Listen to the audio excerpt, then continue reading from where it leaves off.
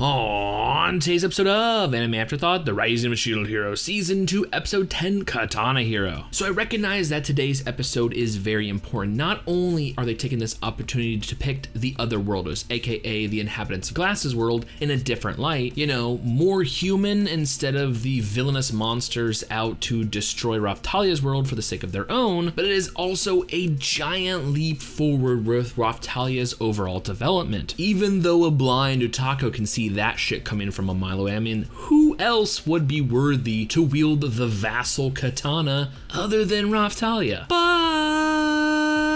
I do have a question. So for those who have read the light novel, when exactly did Naofumi and Raphtalia get reunited? I'm not 100% sure if it's the way they rearranged certain things or just the overall pacing, but to me this felt super fucking quick. I mean, my logical brain knows that several days have passed in this episode, hence the fucking montage. I just assumed they were gonna build it up to be this giant emotional climax, given the fact that this season only has, only 13 episodes. Just let me know in the comments below, because to be honest, I'm a little curious. But seeing how every reunion I actually care about has already taken place, it looks like we're going to be ending either on a cliffhanger or the more probable action-oriented climax featuring our heroes versus Kyo. But alas, only time will tell. So now that my question, concerns, and theories are out of the way, let's talk about today's episode. So although the studio took some creative liberties and rearranged some events, inevitably it seems Raphtalia was meant to end up in prison, where she will reunite with our heroic rivals, Lark, Teresa, and Glass, who much like us were shocked when they found out that Raphtalia had actually regressed to her childlike form. But looks can be deceiving. Now after a little TED talk where Raphtalia reveals where Kizuno had been hiding, Glass really kicking herself in the ass for not checking the Infinite Labyrinth, as well as discussing their current predicament, seeing how this castle has an anti-magic barrier, which is weakening their magic and slowly sapping Glass's life force. It's only thanks to Raphtalia's quick wit, ingenuity, and illusionary magic that they're actually able to escape. Now that they're on the run, money is of the utmost importance. Thank God for Teresia's titty crystals. Seriously though, I'm actually surprised none of those guards copped the feel. Anyways, with our procurement of money taken care of, it's time for a little shopping spree. New clothes, a shiny new katana, and a shit ton of food for a growing demi-human. It's only a matter of time before, yep, you guessed it, another training montage. Gotta get them levels up, don't we, Raphtalia? Like I said before, this episode really takes the opportunity when it comes to humanizing Glass and her compatriots, even giving us a nice little sit down between Raphtalia and Glass, reminiscent of Glass and Kizuna. All seems to be going according to plan, of course, until it hits the inevitable snag,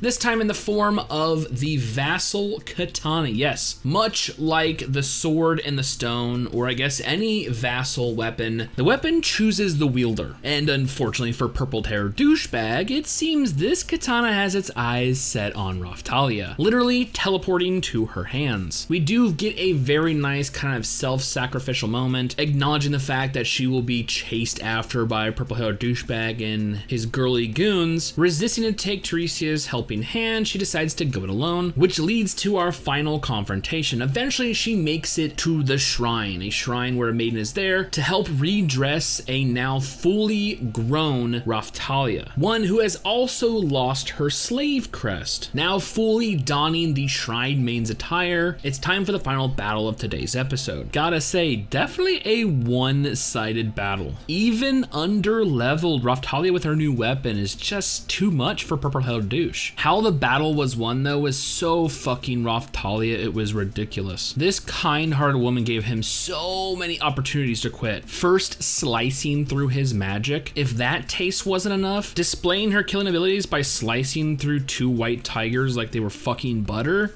and then wrapping it up all Kill Bill style with the 5-point palm exploding heart technique. Ooh, better not walk there, homeboy, this slice will fucking kill you. All the meanwhile, Purple Deuce is just crying about, no, the vassal katana is my weapon, I must have it, it's a mistake, I'm going to trick Q. Dude, maybe if you weren't such a fucking asshole, I'd care about what you're saying, but I just don't. And with that, their battle ends. But you know what they say, out of the frying pan into the fire. It seems Raphtalia's latest transformation, as well as possibly the vassal weapon taking too much of her energy, coming face to face with another, this time giant white tiger, her energy has been sapped and so has her will. Luckily for her though, she's actually been tracked ever since she made it to the shrine. As you see in the episode, there's actually been Philo in her humming fairy form flying above her, obviously relaying this information back to Naofumi, who literally at the last second jumps in to save the day, of course giving the killing blow back to Kizuna. Gotta say, that look on Naofumi's face, it was priceless. I mean, if he started welling up with tears, it would have been better, but just seeing the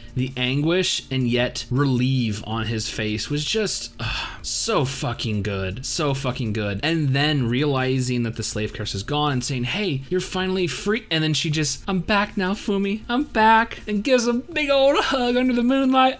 How can you guys not like that fucking episode? My God. Although for me, her independent journey ended a little too soon, it does not devalue its importance, giving Raphtalia the opportunity to bond with Glass's group, personal growth and overcoming a scenario that she's already lived through once. God, I hated seeing her in cuffs, as well as her becoming a vassal hero. I'd say this little journey was definitely significant. So what's left this season? Well, given the title of next week's episode being Kizuna, it looks like maybe Kizuna and Glass will be reunited, our two groups together. Maybe they'll bond or at least work together for their singular goal of taking down Kyu and, you know, returning all those souls back to Raphtalia's world. Maybe this will actually be the first stepping stone in those two worlds actually working together to figure out maybe how they can coexist when the waves are going on. Like, I don't know.